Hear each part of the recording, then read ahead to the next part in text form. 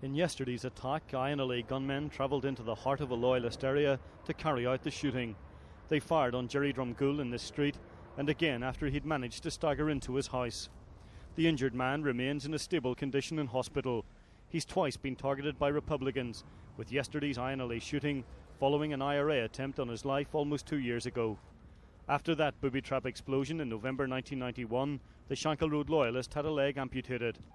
Those behind yesterday's attack alleged their victim was a leading member of the UFF, a claim that brought this response from the injured man's wife.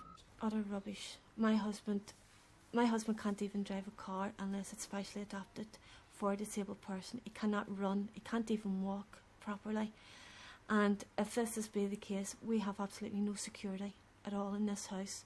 But at the moment, because of this happening, this event, I'm going to have to see about getting security on.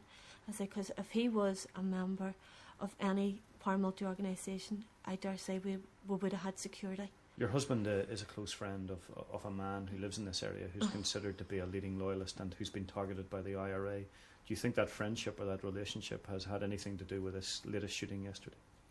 Well, if that's the case, then there's a lot of people running about Northern Ireland who the IRA and also loyalist organisations then would claim to be legitimate targets.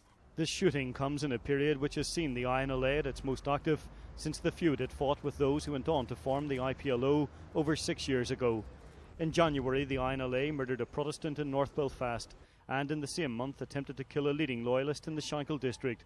It was behind the murder of a former member of the RUC in June and towards the end of last month attempted to kill a police officer on duty at a checkpoint on the Grosvenor Road. Informed sources in West Belfast still describe the INLA as a very small group with a tiny number of activists in the city. These sources say the group has sufficient weapons to arm these activists and add that periodically the INLA still has the capability to raise its head. Last week, the three loyalist factions and the IRA were behind a sustained series of shootings and bombings, and yesterday's violent intervention by the INLA has simply added further tension to an already serious security situation.